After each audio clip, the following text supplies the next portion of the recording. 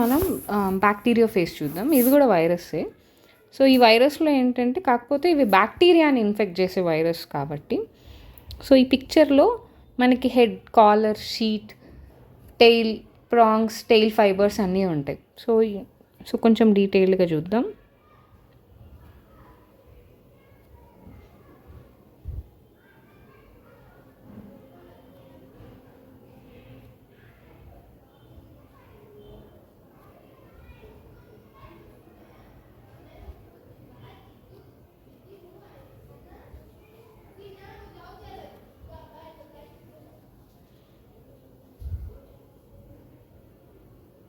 ఇది మనం అనుకున్నంత కష్టమైన డయాగ్రామ్ ఏం కాదు, ఇది ఈజీగానే ఉంటుంది.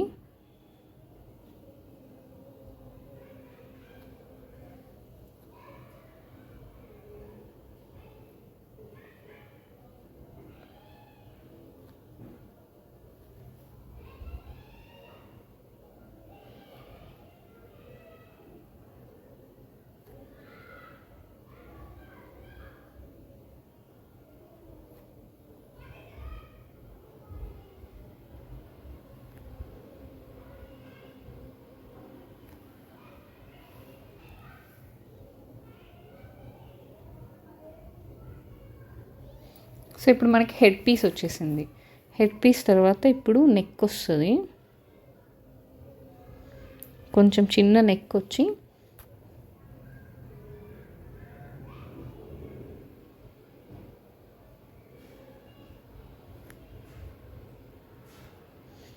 ఇక్కడి నుంచి మనకి కాలర్ వస్తుంది. సో ఈ కాలర్కి కూడా ఇలా రింగ్స్ వేసుకోవాలి మనం.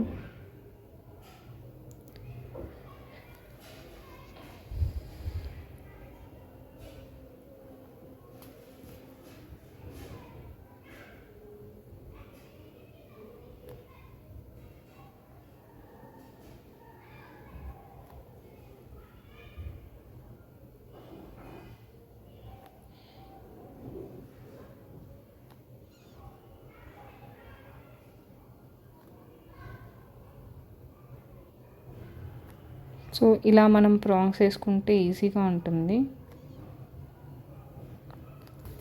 సో ఇవి ప్రాంగ్స్ అంటాం. ఇది టెయిల్ ప్లేట్, ఇవి ప్రాంగ్స్. ఇక్కడి నుంచి మనము 6 టెయిల్ ఫైబర్స్ వేసుకోవాలి. సో 6 టెయిల్ ఫైబర్స్ అంటే మనకి ఎలాగైతే ఆర్థ్రోపోడాకి మనం చూస్తామో సేమ్ అలానే వేసుకుంటే సరిపోతుంది.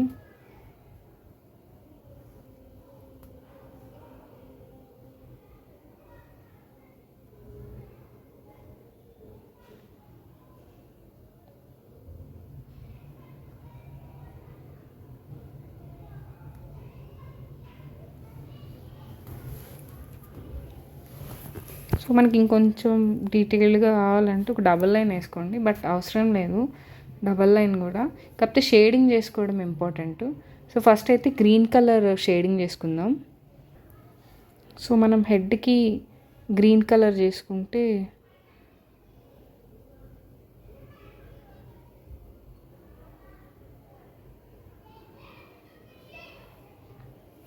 అలానే పింక్ కలర్ ఏమో టెయిల్కి వేస్తే మనకు కొంచెం క్లియర్గా డిఫరెన్సియేషన్ అర్థమవుతుంది. అండ్ వీలైతే దీనికి అంటే మనకి విడిగా అర్థం అవ్వడానికి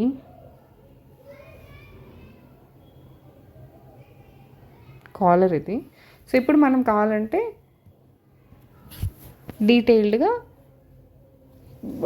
లేబులింగ్ చేసుకుందాం. ఇది హెడ్, దిస్ ఈజ్ నెక్,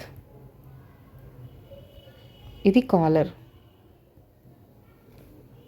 ఇది టెయిల్ ప్లేట్, వీటిని ప్రాంగ్స్ అంటాం.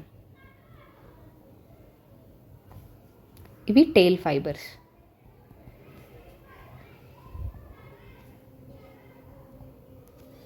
So excuse me one thing, దీన్ని కాలర్ అంటాం. Neck or collar both are same. And ఇది sheath. According to NCERT head, collar, sheath, tail plate, prongs, అలానే tail fibres ఇవన్నీ కలిపి bacterio face. దీంట్లో యూజువల్గా మనకి బ్యాక్టీరియా ఫేజెస్లో సింగిల్ స్ట్రాండెడ్ డిఎన్ఏ ఉంటుంది, అలానే డబుల్ స్ట్రాండెడ్ డిఎన్ఏ కూడా ఉంటుంది. సో హర్షీ అండ్ చేస్ ఎక్స్పెరిమెంట్లో మనకి బ్యాక్టీరియా ఫేజెస్నే వాడి DNA is the genetic material అని చెప్పి మనకి అన్ఈక్వివోకల్ ప్రూఫ్ ఇచ్చారు. సో ఇది diagram of bacteria phase from NCERT, right? Thank you very much. Please do like, share and subscribe to my channel for more bio videos. Thank you.